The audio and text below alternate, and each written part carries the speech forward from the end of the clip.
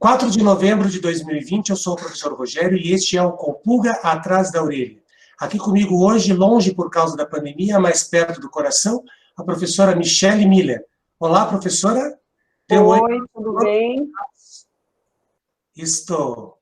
As professoras Carol e Cássio hoje não puderam estar presentes devido às aulas de recuperação que estão acontecendo no colégio, tá bom? Mas bem, vamos lá, vamos começar? As notícias políticas deste ano levantaram diversas polêmicas, dentre elas a questão da exploração das reservas e terras indígenas. Pouco sabemos sobre a realidade desses povos que lutam para manter o que restou de sua cultura. Como é a vida das aldeias? Qual a importância em manter essa cultura? Pessoas de fora podem conhecer as comunidades indígenas?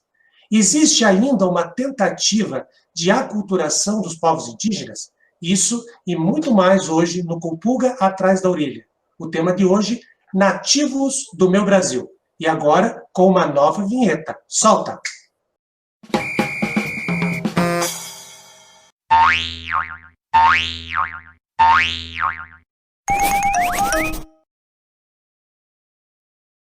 Então, hoje nós temos dois convidados aqui, bastante especiais, né? O Breno Xavier, ele mora na comunidade indígena Potiguara, na Baía da Traição, na Paraíba. O Breno, ele nasceu no município de Palmares, em Pernambuco. Ele tem ascendência paterna, sangue indígena, da etnia Chucuru, e materna, a mãe dele era judia. Atualmente, o Breno, ele trabalha nessa reserva potiguara, conduzindo turistas, né, para mostrar a reserva e também mostrar, assim, algumas questões relacionadas a essa vivência, né, na comunidade indígena, desmistificando e tirando alguns preconceitos também, que muitas vezes as pessoas possam ter. Breno, muito obrigada, seja muito bem-vindo. Obrigado. O nosso segundo convidado é o professor Eduardo Teixeira, né? O Eduardo, ele é curitibano, especialista em antropologia. Acabamos de descobrir também que ele é doutor, né, em iluminismo. O Eduardo, ele leciona nos cursos de Direito e Relações Internacionais na Unicuritiba. E gostaríamos também de saudá-lo, né, professor Eduardo, seja muito bem-vindo. Obrigada aí pela sua presença. Obrigado a vocês aí pelo convite, pessoal, um alô para todos aí. Bom, vamos dar início então ao primeiro bloco. Em setembro desse ano, a Polícia Federal expediu 53 mandatos de busca e apreensão para os estados de Rondônia, Mato Grosso, Minas Gerais, Paraná, Piauí, Roraima e São Paulo. Isso tudo devido à exploração ilegal de diamantes em terras indígenas. Sabemos que essa situação afeta uma tribo específica. Mas a pergunta agora vou começar pelo Breno para responder. Há uma união entre as comunidades, ou cada uma delas se preocupa especificamente com a sua comunidade indígena? Também, claro, pela tudo que eles precisam naquela comunidade. Ou outras tribos indígenas podem se unir a ela para poder ajudar em algum tipo de ataque ou invasão em terras indígenas. Existe essa união? Existe uma articulação dos povos indígenas, né? Existe um grupo de pessoas que formam isso através das redes sociais, e quando uma etnia distinta ela precisa de colaboração, ajuda, volume, as demais comunidades que estão próximas e podem se unem para tentar ou colaborar com volume de pessoas nesse protesto, nessa ocupação. Isso acontece sim, mas também, por outro lado, acontece a invisibilização dessas comunidades, né? Não é dada para essas comunidades uma certa educação de qualidade. Então, muitas pessoas que, mesmo estando integradas às comunidades não indígenas, elas não possuem esses acessos ou essas facilidades de entrar ou se articular com outras comunidades mais distantes, né? Mas que existe sim grupos que estão ocupando espaços, né, que antes era proibido pela própria comunidade não indígena ou indígena. Professor Eduardo, quando o Breno acabou de falar sobre isso, o que a gente imagina, a gente estuda sempre historicamente, de que os grupos indígenas brasileiros eles eram inimigos entre si, né? Será que hoje em dia existe ainda essa ideia de ser inimigos entre si? Isso talvez dificultaria essa ajuda entre as tribos, essa interligação entre as tribos?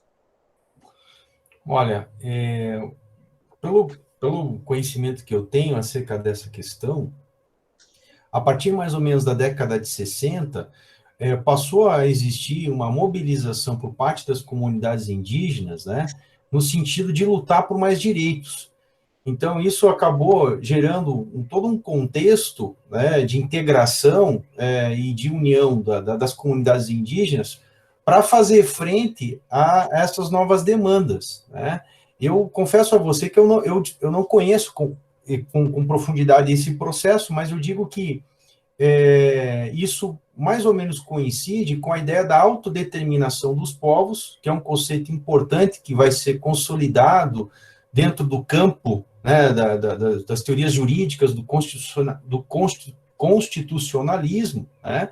E essa ideia, ela traz, então, essa perspectiva de que as comunidades indígenas, eles têm que ter voz, eles é que têm que ser os protagonistas, né, por essa luta, e não que sejam tutelados por outras instituições ou pelo próprio governo, né? Porque quando a gente estuda história, especialmente no currículo que nós temos do ensino fundamental 2, que é o que os alunos aqui hoje têm, nós ouvimos falar de grupos indígenas em poucos momentos na história do Brasil, né? A chegada em 1500 dos portugueses, né, a escravização dos indígenas, depois ele dá um salto um pouquinho maior, vai até os bandeirantes, né, a entrada dos bandeirantes paulistas no interior do Brasil, caçando, preando índios, né? E depois dá mais um salto e vai lá para o Brasil Império, segundo reinado, quando fala das leis de invasão das terras indígenas pelos barões do café, né? Isso faz, então, que o povo indígena, os povos indígenas, eles meio que se afastem do seu centro de convívio, né? Eu acredito que, dessa forma, talvez, essa ideia de conquista, essa ideia de inimizade entre eles, vai acabando com o tempo. O que você acha, professor Eduardo? Então, essa até é uma pergunta que eu teria interesse em fazer para o próprio Breno, porque, por exemplo, dentro da comunidade, Breno faz parte da comunidade potiguar, certo? Certo. Né? Então, dentro da comunidade, dentro da própria comunidade, existiam, digamos assim, algumas diferenciações entre esses grupos, né? Existe a ideia realmente de que a nação tupi, quer dizer, que é na realidade uma invenção dos antropólogos, no sentido de tentar perceber as culturas indígenas a partir do tronco linguístico, mas dentro da própria língua tupi existem várias dissidências, né, várias comunidades diferentes, e que nem sempre estavam integradas, muitas vezes tinham rivalidades, né, Breno? Então, como eu não tenho muita leitura sobre isso, eu até gostaria de saber de você, se isso procede, essa informação, se na história do povo potiguar existe relatos, né, de guerras entre os próprios grupos indígenas? Certo. As comunidades indígenas, né, antes das invasões, eles tinham seus territórios, eles tinham sua forma de, cosmologicamente, de entender o mundo, de se colocar nele, e às vezes comunidades indígenas que eram vizinhas, eles não tinham o mesmo entendimento de mundo.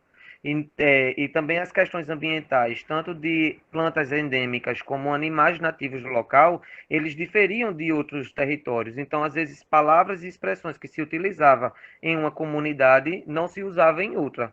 Então, muitas palavras eram diferentes, porque atualmente nós temos mais de 300 povos indígenas e mais de 274 línguas maternas do Brasil, né? E cada comunidade indígena dessa, ela não é igual à outra.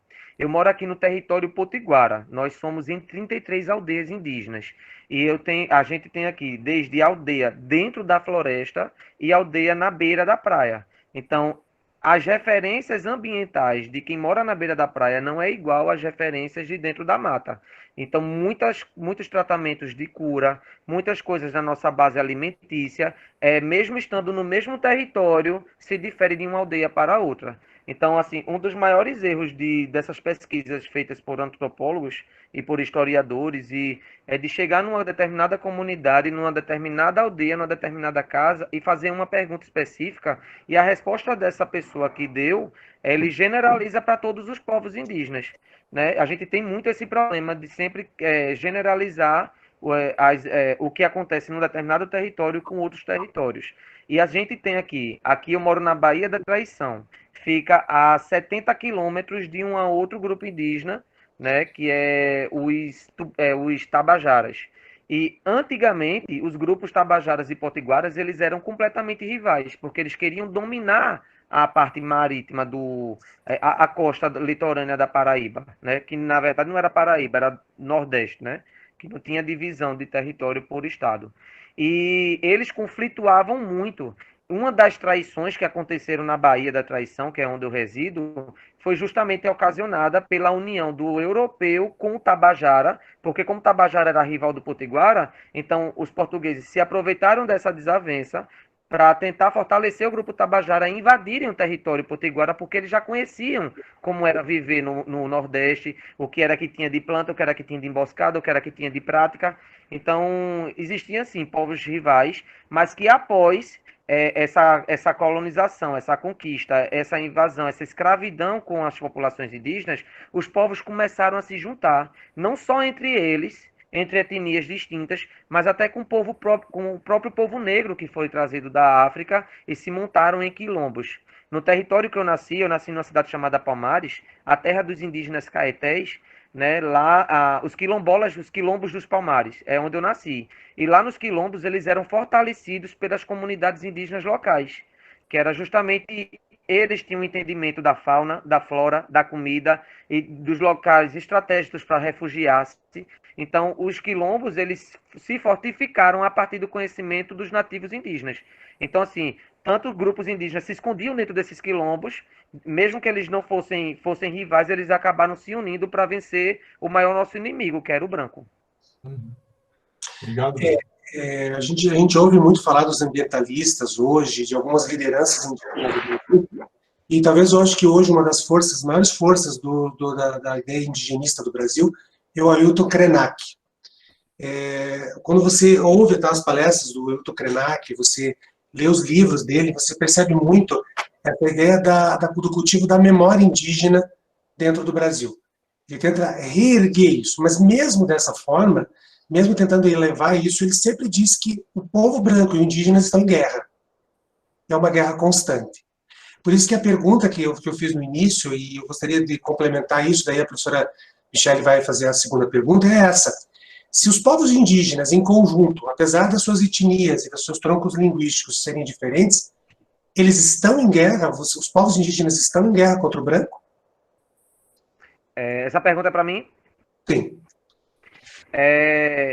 Qual é o maior conflito com a comunidade branca, né? Exatamente porque existe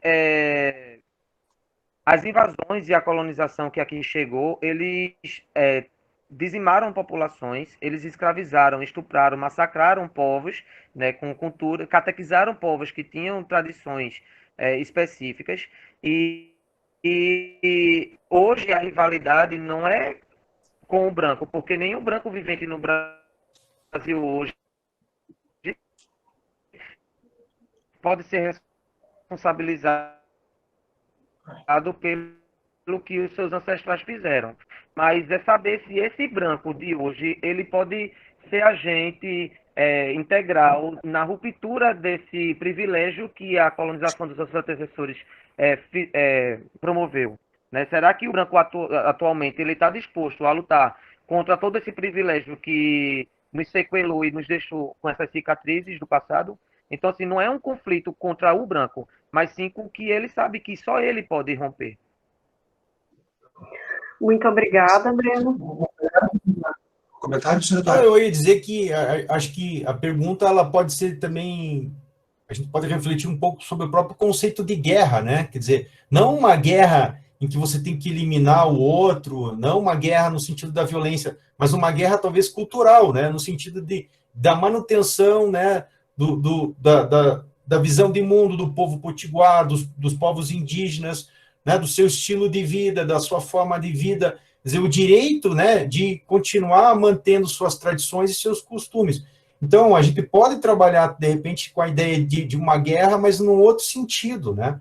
Porque se não houver uma luta, né, e assim como houve muita luta nesse sentido pelo reconhecimento, e eu acho que essa luta ainda continua, né? Tanto é que se isso não fosse verdade, a gente não estaria aqui fazendo esse tipo de discussão, né? Porque é importante falar sobre isso, é necessário, né?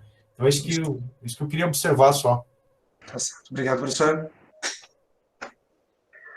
Bom, pegando esse gancho, né, que vocês trouxeram e tudo mais, a gente tem uma notícia que foi publicada pelo Correio Brasiliense em 2018, que falava sobre os 21 anos da morte de um indígena, né, na cidade de Brasília.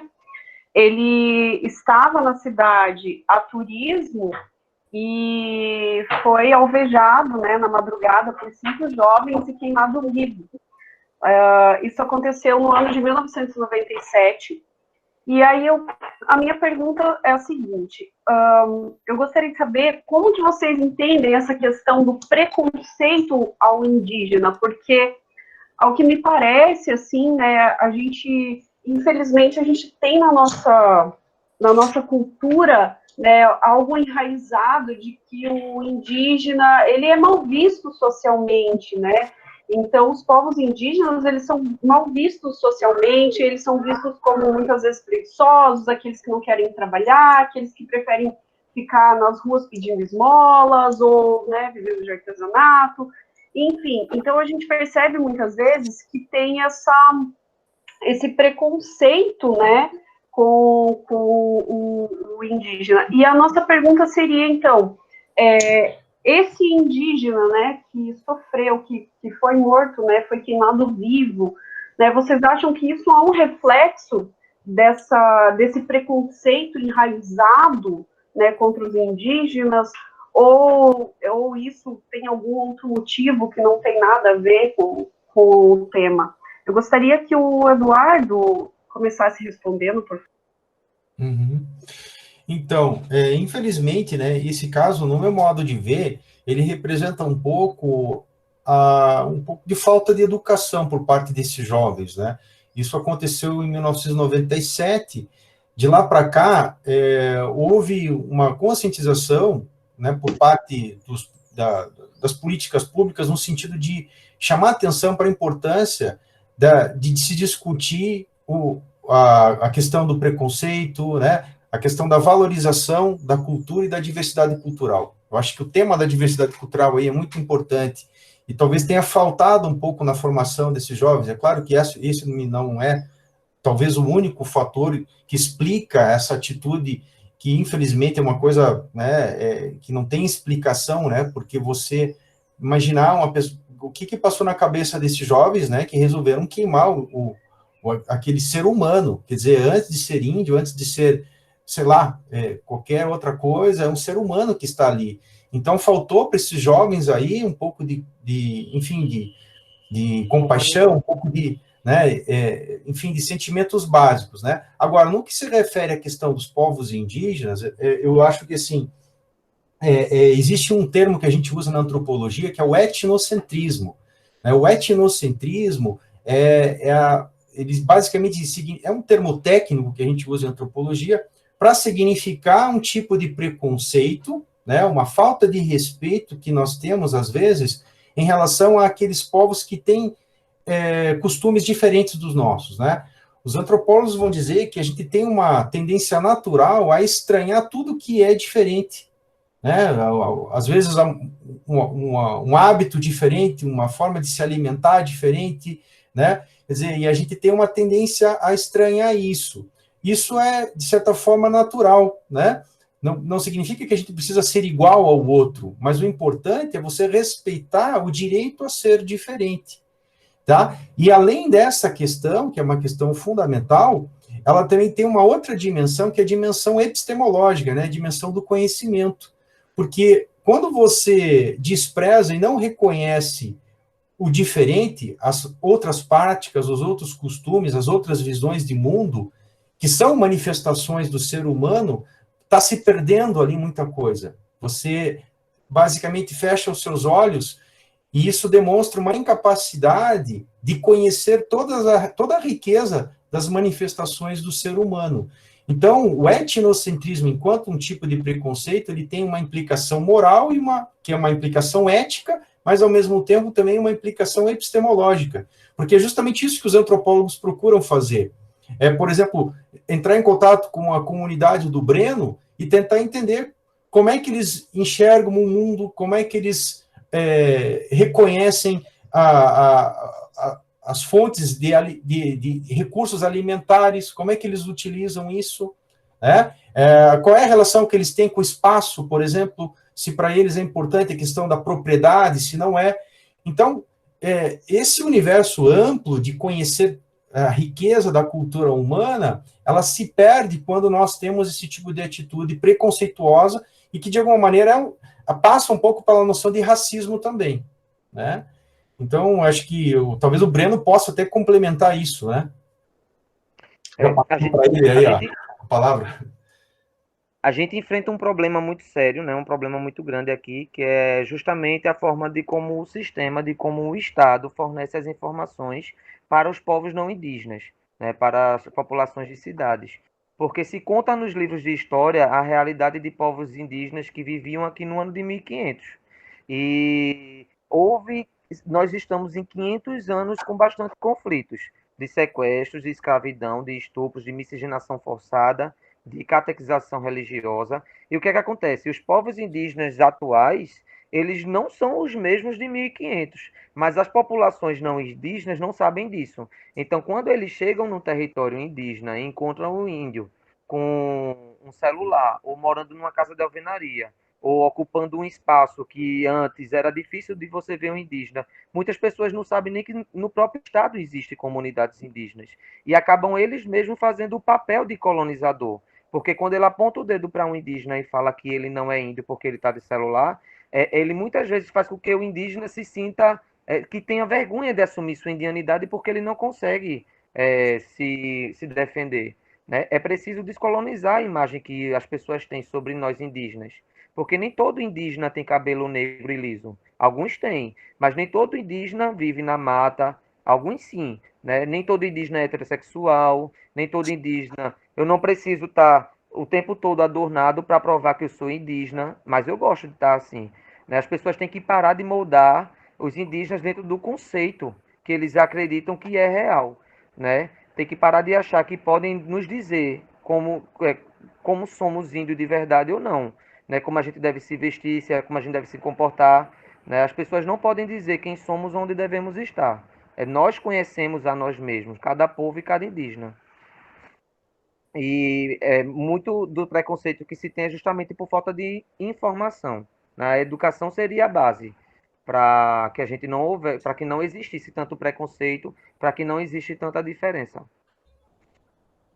Tá, Breno, deixa eu só então fazer um complemento aqui. Bom, seria a minha próxima parte, eu acho que entra bem no que você está acabando de falar. O InfoEscola tem um artigo, apareceu um artigo com o título assim, ó, Escolas Indígenas, uma busca pela cultura sufocada. E esse artigo apresenta um sufocamento da cultura indígena desde a chegada dos europeus aqui no Brasil em 1500. Algumas línguas, por exemplo, se perderam. O que ainda resta da cultura indígena tradicional e o que ainda que se tenta preservar dessa cultura? O que ainda se mantém como cultura indígena tradicional no lugar onde você vive? Vê só, as pessoas tentam sempre colocar numa caixinha o comportamento das outras pessoas. O que eu posso dizer sobre a cultura do povo potiguara, né, a cultura do lugar que eu vivo, a cultura da minha ancestralidade, é que cada pessoa ela nasce com um entendimento individual e particular sobre quem ela é no mundo. Nós temos dois tipos de liderança numa aldeia. Né? Temos o cacique e temos o pajé. E o pajé, ele é uma liderança espiritual da nossa reserva. E cada pajé, ele tem um contato muito íntimo com a própria natureza e ele tem encantamentos que o ajuda a tratar de doenças e trazer respostas de outras pessoas. Então, às vezes se vai fazer uma pesquisa e chama determinada pessoa e essa pessoa tem referências e conversas com encantamentos que o outro não tem, né?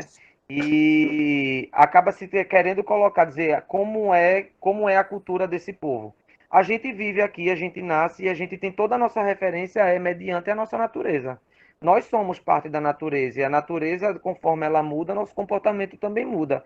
Então, ele não é um relacionamento contínuo. Existem informações que vai aparecendo de acordo com o nascimento e morte dos nossos anciões, né? Com as informações dos nossos encantados, né? Os encantados que eu me refiro são justamente os protetores dos espaços sagrados, dos rios, das águas, das matas, das árvores, da floresta.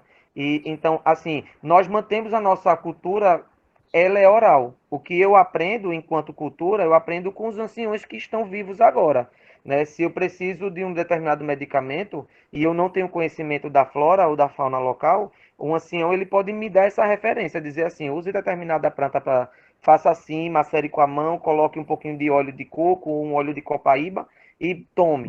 Pronto, essa é a receita dada por um ancião em particular, mas talvez outro ancião já tenha uma outra planta, uma outra receita.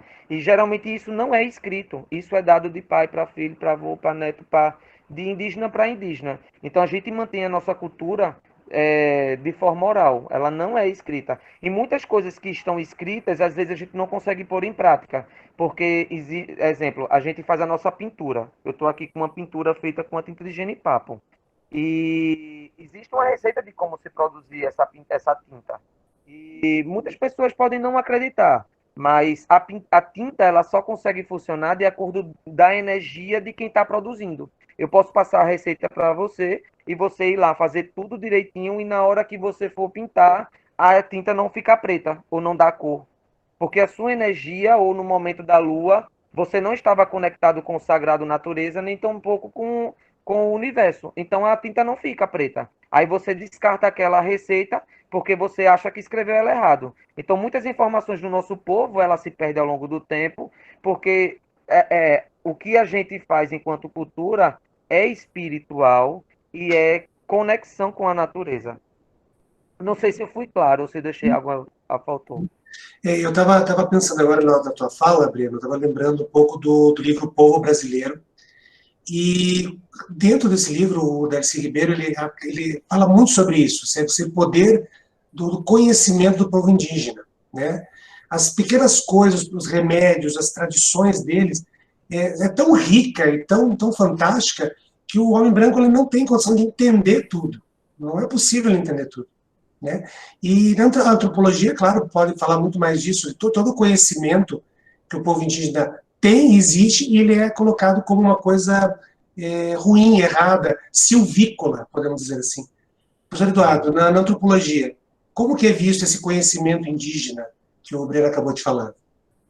Então, isso para qualquer antropólogo, isso é muito rico, né? Porque, veja, na conversa que nós estamos tendo aqui, de certa forma, eu, o professor Rogério, a professora Michele, né, nós basicamente compartilhamos uma visão de mundo relativamente homogênea, padronizada, né? Seria o que nós chamamos aí, vulgarmente de cultura ocidental.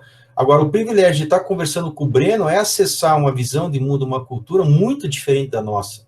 É um universo cultural, a própria maneira como ele relatou agora esse depoimento dele com relação à maneira como eles transmitem a cultura de uma maneira extremamente singular e original, né? E como, por exemplo, nós trabalhamos com a transmissão dos conhecimentos a partir de uma instituição que nós chamamos de escola, né? Em que ela, de certa forma, tem uma tendência a padronizar a nossa percepção de mundo. Não estou dizendo que isso é ruim e que deveria ser diferente, mas eu estou só chamando a atenção que do outro lado ali, quando o Breno fala, ele fala de um lugar diferente, de uma experiência diferente, de uma visão de mundo, de uma educação muito diferente. Então, isso torna o Breno um canal de comunicação que plena de conhecimentos que nós não temos e que nós deveríamos valorizar, né? Quando ele comenta, por exemplo, as propriedades naturais de algumas plantas, de algumas frutas, ou seja, que a natureza ela nos disponibiliza para nós uma série de recursos que nós não conhecemos e que podem servir para curar doenças, para melhorar nossa saúde. E esse conhecimento o Breno tem. Nós precisamos ir ao médico, nós precisamos ir numa farmácia. Eles não, eles têm tudo isso com eles. Então, eu acho bacana a gente valorizar, né, essa cultura indígena, olhar para os indígenas não como um povo inferior, mas pelo contrário, né? Dentro da nossa conversa aqui, eu diria que hoje o grande diferencial está na presença do Breno aqui. Obrigada, Eduardo. Eu estava lembrando de uma disciplina que eu tive no curso de letras, que era justamente sobre a origem das línguas, né? E o professor, ele falava, assim, que a língua, ela tem um poder muito grande, né? E se a gente for analisar, assim, hoje, o idioma mais falado no mundo é o inglês, e a gente tem hoje, como potência mundial ainda, os Estados Unidos, né? E eu lembro que ele comentou, assim, que teve uma na época, tribo indígena, né, que eles foram completamente dizimados, entraram em extinção, e um dos motivos foi a questão da língua, porque eles tinham uma forma de comunicação tão poderosa que aquilo, de certa forma, poderia derrubar, né, os europeus. Eu lembro desse fato que o professor contou até hoje, e eu acho que é bem isso que você falou, Eduardo, assim, a gente precisa, muitas vezes, parar de achar, né, que a cultura indígena, ela é rudimentar, ela é pré-histórica, né? E pensando nisso, a gente vai, então, dar início aqui ao nosso segundo bloco, falando um pouquinho sobre a questão das tecnologias, né, dentro das comunidades indígenas, até porque a gente precisa entender também o conceito de tecnologia, né? Eu sempre falo para os alunos que tecnologia não é só tecnologia digital, né? A roda, né, é uma tecnologia, e para o momento que foi criada a roda, ela era uma tecnologia extremamente avançada, né? Então a gente não pode pensar em tecnologia apenas como aparatos digitais. Então a gente tem que pensar ali no avanço tecnológico, levando em consideração o que a gente tem de pesquisas científicas na área da medicina, na área das linguagens, na área das humanas, porque muitas vezes também os alunos acham que ciência só se faz em física, química e biologia, e não, né? A gente faz ciência também na área de humanas, né? E pensando então nessa questão das tecnologias, em 2017, o site Observatório publicou uma matéria a respeito justamente das comunidades indígenas que buscam, né, as tecnologias como uma ferramenta e tudo mais. Mas existem algumas comunidades indígenas que ainda são resistentes, né, que eles acreditam que a tecnologia, ela não vai, né, o uso do celular, dos aplicativos, esse acesso à informação, né, através das vias digitais, ela não vai ser benéfica, né, então a gente tem algumas comunidades que relatam isso, e eu gostaria de saber qual a opinião de vocês, começando agora pelo Breno, o que você acha dessa inserção dessa tecnologia digital, né, das redes sociais, né, dentro das comunidades indígenas? Eu, particularmente, acho bem interessante, porque se não fosse isso, a gente não estaria tendo esse debate hoje, né? Mas eu gostaria de saber de você, Breno, né, o que você pensa a respeito. Sabendo tudo o que acontece com as populações indígenas, né, com os nossos ancestrais, com o povo daqui da reserva que eu vivo, sabendo de todos os problemas, né, que enfrentamos, porque a sabedoria, né, do povo não indígena chega até povos que não têm um pingo de educação, começa a convencê-los de que a forma rudimentar e a forma de como a gente vive aqui é errada. Se o Estado submete seu povo a uma má educação, alienando-os da inclusão à artes, à cultura, à política, meio ambiente, saúde, etc., ele gera um efeito que corrompe as boas maneiras na infância e logo depois os castiga por essa falta de educação que o próprio Estado os condenou, né? que mais podemos concluir senão uma gestão que perpetua um sistema que cria e escraviza ignorantes para depois puni-los? Eu fico extremamente preocupado se essas informações não chegarem até o nosso povo, né? Tanto as questões de trazer as redes sociais para que a gente possa fazer denúncias, para que a gente possa sinalizar problemas, para que a gente possa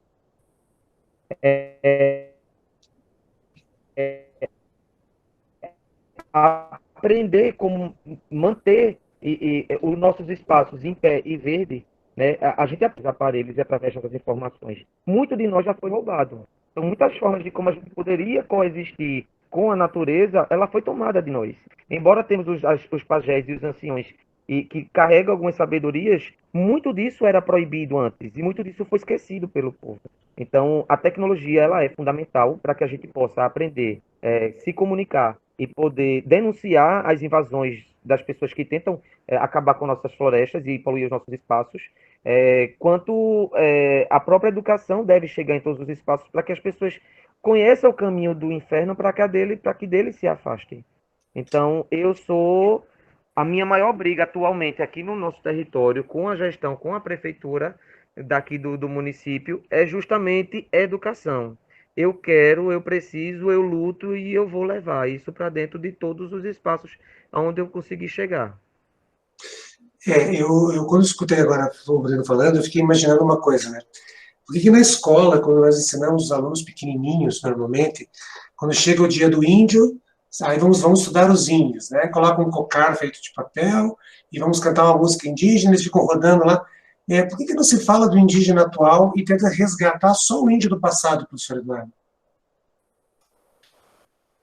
Pois é, eu acho que foi um pouco dessa estigmatização, né?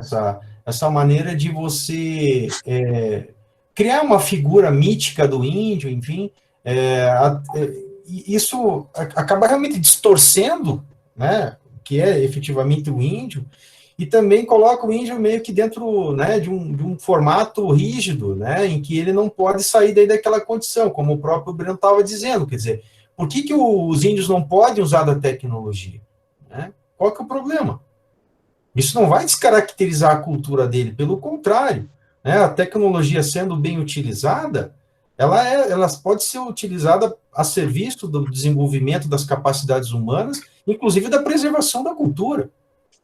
Né? Quer dizer, eu particularmente acho que existe uma visão que vem muito desse etnocentrismo e desse preconceito, que defende a ideia de que as comunidades indígenas elas têm que manter aquele estilo de vida delas, têm que congelar, ficarem aldeados, né? E não podem interagir com a gente, não pode haver trocas, né? Quer dizer, nem nós podemos querer ser índios, se for o caso, a gente não pode incorporar hábitos e costumes indígenas, e eles não podem incorporar tecnologias, hábitos e costumes da grande cidade. Quer dizer, para mim isso não faz nenhum sentido. Eu acho que a ideia é produzir um diálogo, um intercâmbio, né, uma comunicação e que eu acho que isso vai levar a um desenvolvimento em ambas as partes. Eu acho que ninguém pode ficar condenado a ficar dentro de uma bolha, dentro de um estilo de vida. Isso serve tanto para nós quanto para eles, eu acho. Né? Eu acho que essa é a minha opinião, né? Não sei se o Breno... Você imagina essa ideia de cultura, a cultura não pode ser engessada. Você não pode simplesmente chegar e falar a cultura é dessa maneira. O polonês vive desta maneira, o negro vive desta maneira e o indígena vive desta maneira. Parece um zoológico étnico assim vivendo e cada um com sua atração. E você tem que pensar dessa maneira. Não pode ser assim. Precisa levar a cultura dessa forma, não engessar. Mas deixa eu complementar a ideia. Desculpe. Fui eu. Eu ia perguntar o que seria das populações originárias se eles não tivessem desenvolvido a tecnologia do arco e flecha? Como seria a forma que eles caçavam antes disso? Se arco e flecha foi criado justamente para facilitar a vida do povo, então por que não adotar essa prática? Quer dizer, seremos sempre primitivos de cavernas e caçar com a mão ou com a boca? Quer dizer, a gente podendo utilizar de uma máquina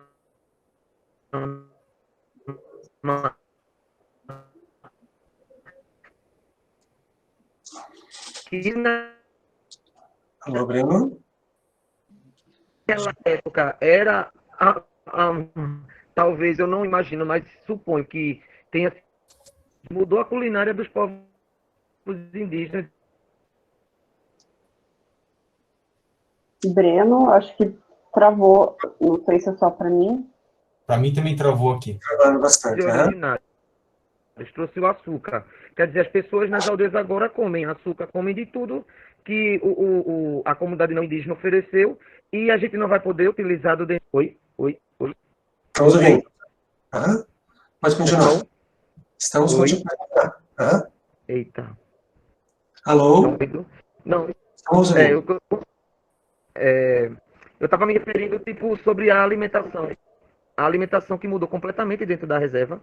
Quer dizer, eu posso agora comer o açúcar, comer um chiclete, porque um não indígena trouxe até mim, mas eu não posso utilizar das ferramentas de um dentista para não ter cáries, escovar meus dentes, por exemplo, com uma tecnologia vinda do branco. Se o intercâmbio de alimentos já aconteceu. Então, assim, tipo, eu não vejo nada a ver em um indígena. O ser indígena, de fato, ele não o ser indígena, ele é um estado mental, é um estado espiritual, é um estado social. É a forma de como ele se encontra no mundo. Era como se fosse uma religião ser indígena.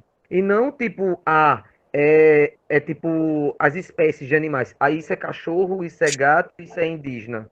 Não é dessa forma. O indígena, ele é o ser humano e ele pode transitar por todos os espaços que ele quiser.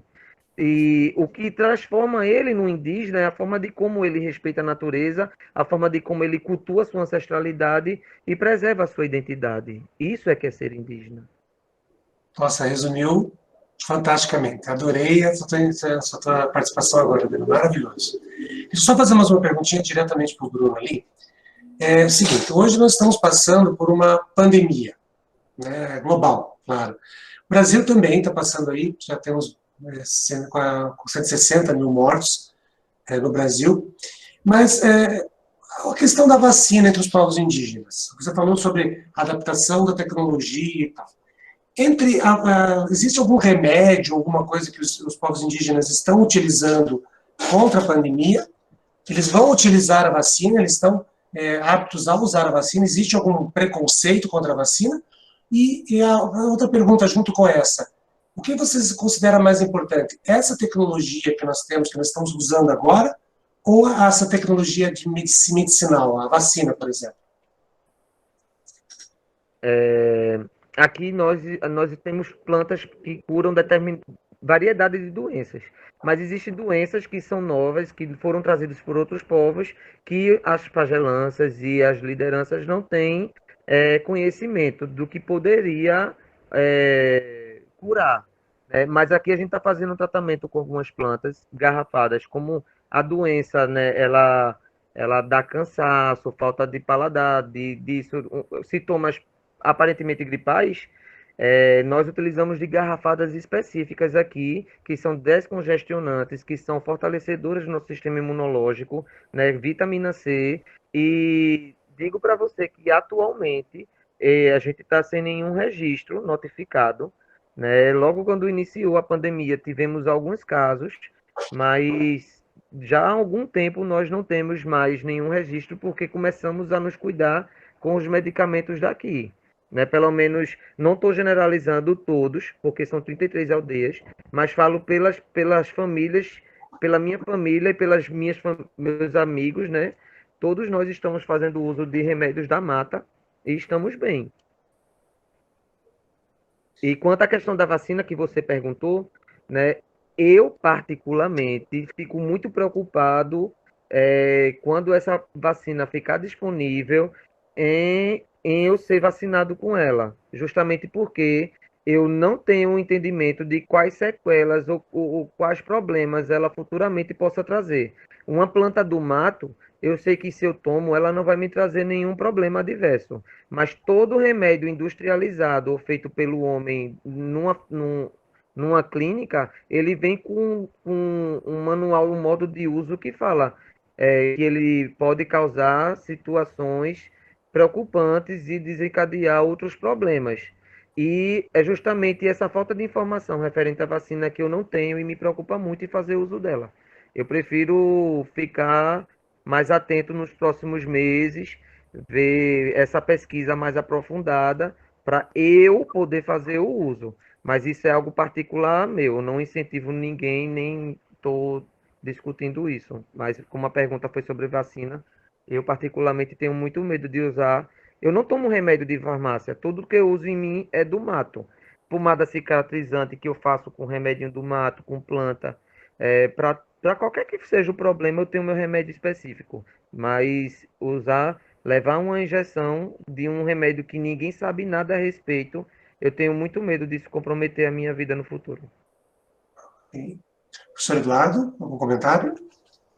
Eu acho que isso é uma opção particular. Eu acho que há digamos assim, um certo receio, né, por parte da cultura do Breno, nesse sentido. Eu até fiquei curioso para saber que tipo de plantas, né, eles utilizam, se é uma espécie em específico que é utilizada para produzir esse efeito descongestionante, né? Enfim, se ele pudesse compartilhar com a gente, de repente, né, se é possível, não sei. Posso sim. Eu utilizo algumas plantas jacones. Tem muitas informações do nosso povo que precisamos mantê-las resguardadas por conta justamente de farmacêuticos e outros empreendimentos que se aproveitam disso para ganharem dinheiro e deixar o nosso povo sem nenhum tipo de benefício. Então, coisas a gente guarda. Outras coisas que é para benefício da população de fato, a gente compartilha sim. Eu estou aqui ó, com uma garrafada, né? A gente prepara e armazena. Essa aqui ela é feita, é um lambedor de genipapo. Genipapo é a mesma fruta que eu utilizo para fazer nossa pintura, né? E ele tem jatobá, tem eucalipto, tem jucá, tem colônia, tem salsão, capim-santo, mangueira, angico, carnaúba, hortelã e mastruz. Então, assim, a junção de várias ervas que nos dá um excelente remédio. Isso aqui é potencializado, é de você tomar uma colher e começar a descongestionar, que você não consegue parar de tirar o pano do nariz.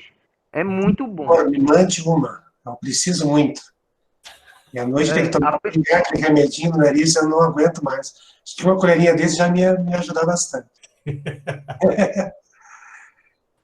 Senhora Michele, por favor. Ah, Andrei vai anotar. Tá certo, Andrei.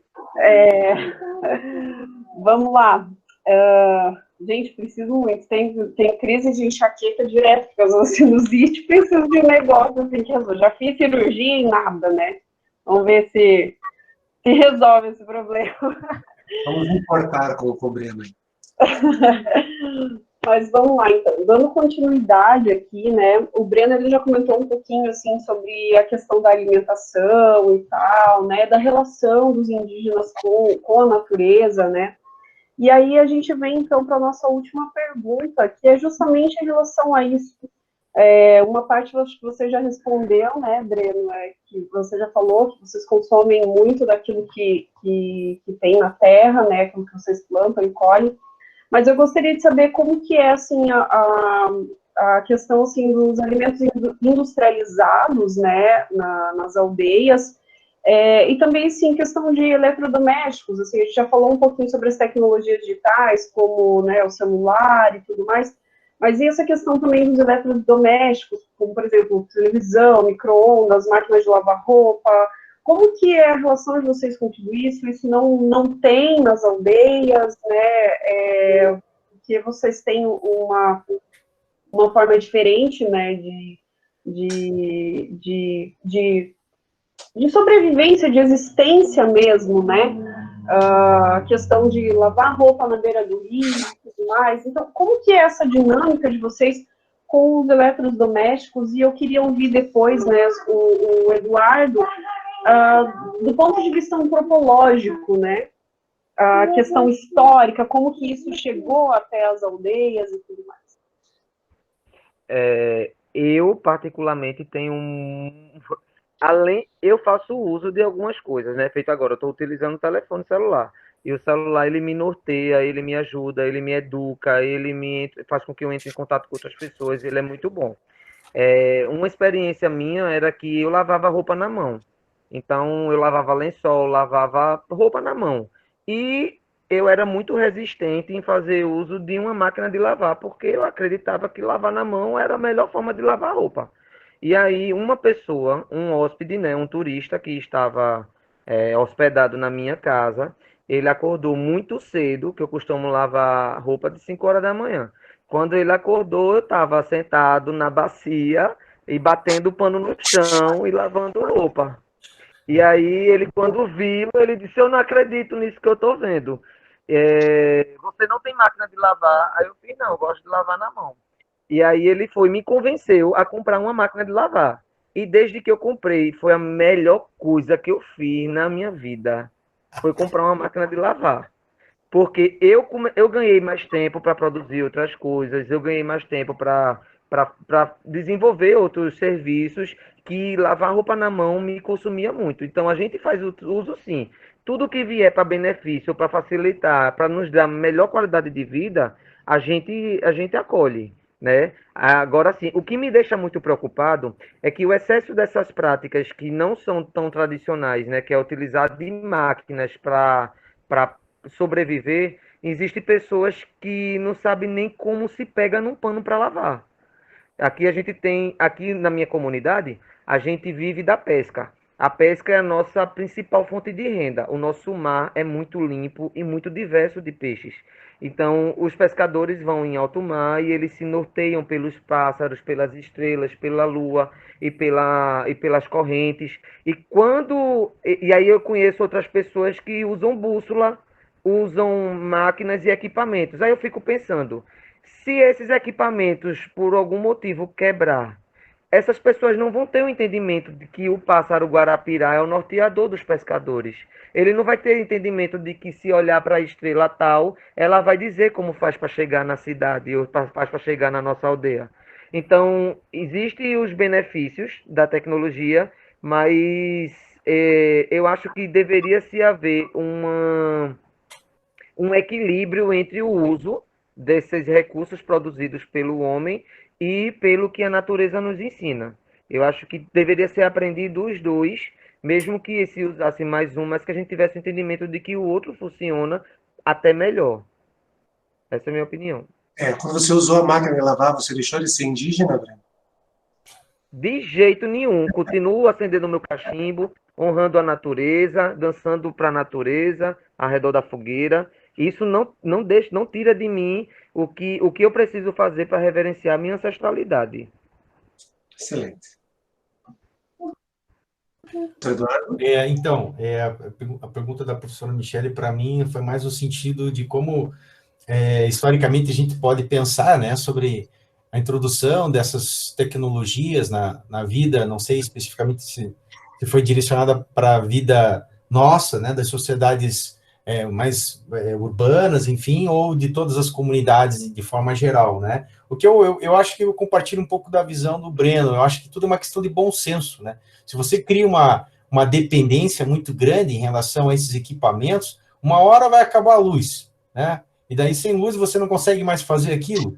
Então, eu acho que quando você consegue manter sempre todas as formas de conhecimento possíveis, né? Os meios possíveis de você atender as suas necessidades, seja pelas formas mais tradicionais, pelas formas mais rústicas, né? E também, se tem uma forma mais fácil de você resolver aquela dificuldade ou aquela necessidade por meios de novas tecnologias, eu acho que tudo é uma questão de bom senso, né? Como a gente costuma dizer, toda tecnologia ela tem o lado bom e o lado ruim, né?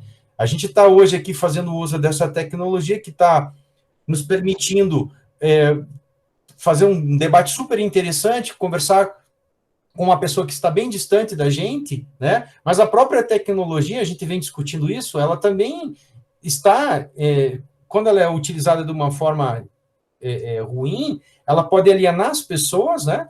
E a gente vem discutindo hoje que as democracias estão, de certa forma, ameaçadas justamente pelo fenômeno das fake news, né? Que é o lado ruim da tecnologia.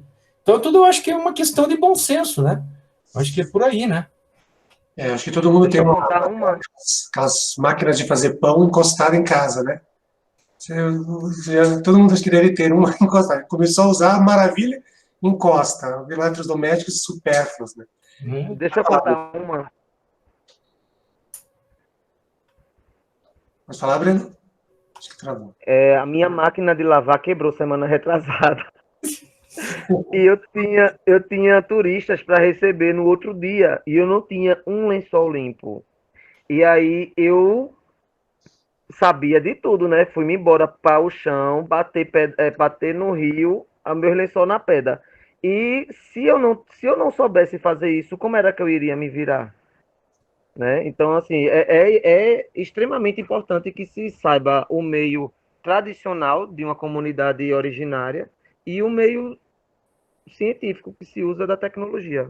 Eu acho importante andar pelos dois viés, porque é muito prático, mas você não pode utilizar isso como sua única ferramenta. Isso mesmo. Bom, gente, eu vou passar então agora para as perguntas, né, que os alunos fizeram. Temos algumas perguntas aqui bem interessantes. A primeira pergunta, né, ela é mais relacionada a uma questão mais a cultura mesmo, tradicional indígena, né? O Andrei, ele pergunta assim, por que nas danças indígenas eles batem os pés no solo? É para marcar o ritmo apenas ou tem um significado diferente, como, por exemplo, o respeito pela terra ou algo mais espiritual? Nós nos identificamos como filhotes da terra.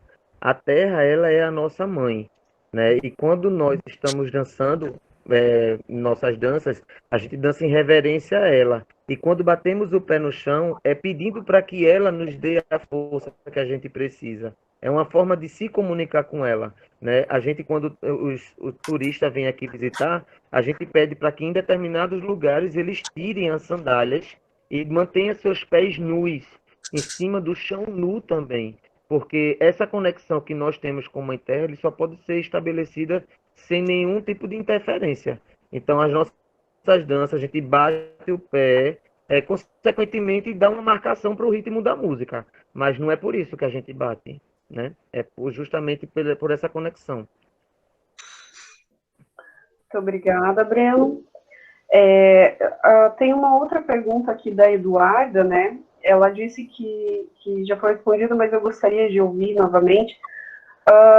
As comunidades indígenas, elas recebem algum tipo de renda governamental, né? Ou como que vocês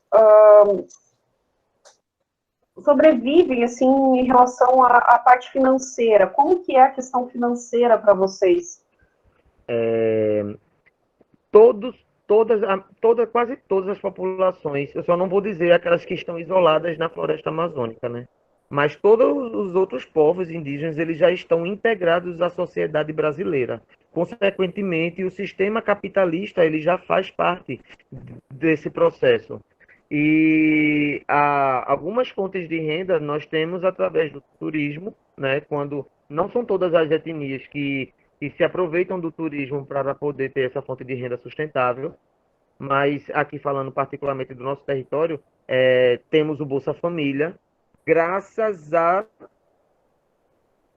Deus Tupã, temos essa Bolsa Família, porque imagina uma população que tudo foi roubado deles, informação, educação, saúde, tudo mais. Então ele não consegue mais viver no seu modo originário, né, porque ele já está integrado, e ele não consegue de nenhuma outra maneira, porque não houve educação para que conseguisse um emprego que lhe desse dinheiro, sobreviver. Então, graças ao Bolsa Família, muitas famílias não passam mais fome e necessidades, né, do básico. E temos a nossa pesca, né, que é o nosso mar é extremamente rico, temos a nossa terra que plantamos a macaxeira, o milho, o feijão, as hortaliças, e a gente reverte tudo isso em vendas. Nós descemos para vender nas cidades, em mercadinhos, em supermercados. Então, a gente tem a nossa mata, a nossa floresta nos dá comida, o nosso mar nos dá comida, consequentemente nos dá o dinheiro que precisamos para suprir uma necessidade extra, né? E aí também tem um sistema do governo de cotas. Então, tem a questão a gente tem cotas na universidade, graças a muita luta, muita resistência também, a gente consegue colocar alguns indígenas na universidade para que eles possam aprender, se formar e voltar para a nossa comunidade para cuidar de nós aqui, né? Então, temos as cotas e aí o governo dá um recurso que disponibiliza para o transporte, para morar em outra cidade, se for o caso. Então, existe isso também, né, para quem é estudante. E é basicamente isso. Eu gostaria de fazer uma pergunta também, né? Você falou bastante assim sobre a educação como forma de informação e conhecimento, até mesmo para evitar, né, os preconceitos e tudo mais. Eu gostaria de saber como que funciona nas comunidades indígenas a questão do ensino, né? As escolas, né? Vocês aprendem, vocês têm a mesma grade curricular que todas as outras escolas. Como que é o acesso dos professores, né? O que é necessário para ser professor em uma comunidade indígena? Na teoria, as escolas de comunidades indígenas, ele tem uma educação diferenciada, porque além do científico, comum aos povos não indígenas, deveria se dar a educação da nossa própria reserva. Deixa eu ver aqui. Eu acho que já foram todas as dos alunos, não sei se algum aluno tem mais alguma pergunta. Eu gostaria de fazer uma pergunta para o Eduardo, né? Aproveitar, né, sobre a antropologia, que eu tenho pouco conhecimento. Eu gostaria de saber, assim, Eduardo, o que te motivou a fazer, a se especializar em antropologia, né? Por que você se interessou por essa área, né? Uhum.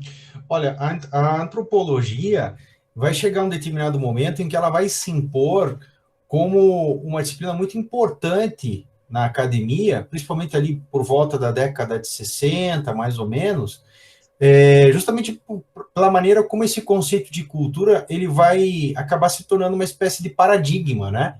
Quer dizer, por exemplo, no caso da história, eu acho que o Rogério também deve ter conhecimento disso, né? Existe uma linha, uma escola teórica chamada História Cultural, e ela parte, né, de uma influência muito forte dos antropólogos. Por quê? Quando o historiador ele está estudando o passado, ele é como se ele estivesse estudando uma cultura completamente diferente da dele, né? Ele tem que entrar na mentalidade, ele tem que entender a visão de mundo daquela sociedade que é estranha a ele. Então, esse movimento que o antropólogo faz, né, ao estudar uma cultura muito diferente, é muito similar ao que um historiador faz quando ele tenta entender, por exemplo, o iluminismo de Portugal, que está lá no século XVIII, que é muito diferente, né, da visão de mundo que nós temos, né? Então, eu acho que esse é um fator importante a gente comentar, mas eu acho que também movido por essa curiosidade mesmo, né, de compreender todo esse universo de possibilidades, né, do ser humano, nas suas diversas manifestações, veja, na música, na religião, na gastronomia. Quer dizer, a gente poderia conversar aqui muito mais tempo com o Breno, fazendo perguntas para ele, né, sobre a maneira como eles veem o mundo, as coisas, né? Eu teria curiosidade de saber como é que funciona, por exemplo, um casamento, como é que funciona a organização da família na comunidade do Breno, né? Então, isso a antropologia, ela nos abre essa possibilidade, né? A todo esse universo, né, esse campo do desconhecido.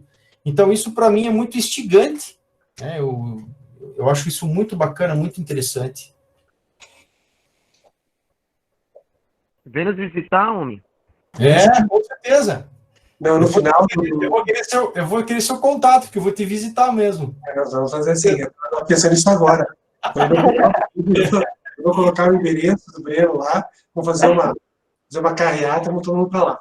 Perfeito. Vou adorar receber vocês aqui. Oh, que bom, que bom. A Eduarda, ela falou assim que a gente fala muito assim da questão dos indígenas no Brasil, né? Mas ela se questiona também a respeito daqueles indígenas estrangeiros, né? Então, dos Estados Unidos, por exemplo, que também sofreram bastante, né, com a chegada dos europeus e tudo mais. E ela pergunta assim, queria saber mais sobre as comunidades indígenas estadunidenses, se ainda existe um pouco mais a história deles, Eu acho que talvez o professor Eduardo tenha um conhecimento a respeito, né? Pode ser que o Breno também tenha, mas eu gostaria que o professor Eduardo respondesse essa. Existe ainda essa, assim como existe no Brasil, né, essa cultura indígena nos Estados Unidos? Olha, eu acho que, de forma geral, na América, o contato da cultura europeia com as culturas originais aqui, ele não foi, de maneira nenhuma, amistosa, né? Em todos os sentidos, isso foi muito trágico, né? Muita coisa se perdeu, né? Em algumas situações, a gente tem, digamos assim, um tipo de interação diferente. Por exemplo, eu citaria o caso dos Mapuches na Argentina e no Chile, que digamos assim, conseguiram oferecer uma certa resistência, mas também conseguiram se integrar de uma maneira muito específica. Tanto é que existe hoje um debate, né, sobre o reconhecimento, né, dos Mapuches como uma nação singular dentro de toda a nacionalidade argentina e chilena. Agora, no caso das comunidades indígenas dos Estados Unidos, eu confesso a você que eu conheço muito pouco sobre isso. Até teria muito interesse em explorar mais, em pesquisar mais sobre isso. Mas até onde eu sei, grande parte dessas comunidades também foram dizimadas, né? E o pouco que restou disso ainda consegue preservar a sua identidade, a sua cultura, de uma maneira muito parecida, talvez, com o que acontece na América Latina. Eu não sei se o Breno, de repente, teria algum conhecimento a mais para agregar, mas o que eu teria para passar seria isso. O que assim, tipo, até onde chega o meu conhecimento em relação aos indígenas do norte, né, do norte do continente norte-americano, a conquista daquele território foram feitas por outros povos, não o mesmo do Brasil. O Brasil é Portugal, né? E o da América do Norte são ingleses. E os ingleses, quando conquistaram a América, eles queriam a América para eles. E o Brasil, quando foi conquistado, eles queriam apenas utilizar a nossa terra para enriquecer. Então, quando eles começaram a ocupar lá a América do Norte, a intenção mesmo era ter o território só para eles. E todos aqueles que estavam dentro do território precisavam ser mortos. Então, houve sim caçadas para matar todos. E no Brasil foi diferente. Eles precisavam de mão de obra para trabalhar para eles. Há muitos bandidos de Portugal, da Espanha, foram trazidos para cá como se aqui fosse uma prisão. E aí, em troca de liberdade deles viverem aqui, então a gente foi dominado por muitos ladrões, estupradores. E aí as populações indígenas que conseguiram resistir, mesmo com o domínio e a colônia do branco, eles sobreviveram porque houve essas pessoas que facilitaram a sobrevivência. Embora muitos foram dizimados, outros viveram para poder serem escravizados. Né? Então, assim, até onde eu sei de leituras que eu fiz, é só pela diferença mesmo de quem conquistou o lugar. Bom, gente, então, assim, nós agradecemos imensamente, né, a participação do Breno, agradecemos também a participação do professor Eduardo. Eu acredito que a gente teve um momento, assim, de compartilhar muito rico.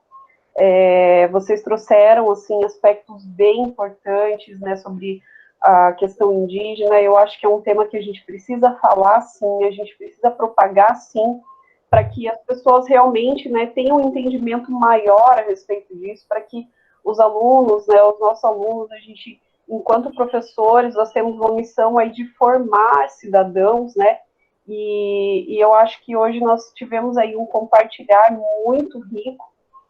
Gostaria de agradecer muito, assim, pela participação de vocês, né, que vieram de bom grado. Eu gostaria de pedir também, né, o professor Eduardo, se você tiver recomendações, livros, pode me mandar depois, a gente vai colocar na edição, né? E, Breno, a gente gostaria, se possível, que você mandasse imagens, fotos, né, da reserva em que você mora, né, para a gente colocar também na edição. E eu acredito que é isso. Professor Rogério? Ok. Alguma coisa a acrescentar, professor Eduardo? Não, eu só teria a agradecer também a oportunidade, né, de estar conversando sobre um assunto tão importante, tão relevante, né, e agradecer também a oportunidade de conhecer um pouco mais a cultura potiguar por meio do Breno. Foi uma enorme satisfação. Eu espero realmente algum dia poder visitá-lo, né, e conhecer mais a cultura, né, da comunidade dele, e também parabenizar vocês pelo projeto. É muito bacana o projeto de vocês. Depois eu quero acompanhar aí como é que vai ser a edição de tudo isso daí também. Tá bom? Breno? Gostaria de agradecer o convite. Acho de extrema relevância dar voz às populações originárias, né, como um todo. Não só eu ter tido a chance de falar sobre a comunidade onde eu vivo e um pouco da forma de como eu enxergo a existência, né, mas por ter sido um gatilho para que outras pessoas despertem o respeito que tem que se ter com todas as comunidades como um todo, né, e que elas são diferentes entre si, né, não são iguais. Gostaria também de fazer o convite a todos que assistiram, né, para que vocês venham conhecer o território potiguara, né, venham adentrar um pouco nessa imersão do que é a população originária, né, do Brasil, vista pelo povo que está na linha de frente das invasões. Né, estamos aqui na Paraíba, na beira do mar. Todas as invasões que chegaram, chegaram aqui. Então, as populações que ainda estão aqui por resistência, né? Não foi porque permitiram, foi porque resistiram. Então temos muitas histórias, muitas belezas, muitas comidas gostosas que seria um prazer compartilhar com vocês. Amém. Está certo. Pessoal, muito obrigado por tudo. Foi excelente o nosso debate de hoje. E gostaríamos de convidar vocês, então, para próximo mês, mais um debate aqui no Com Pulga Atrás da Orelha. Tá bom? Tchau, tchau.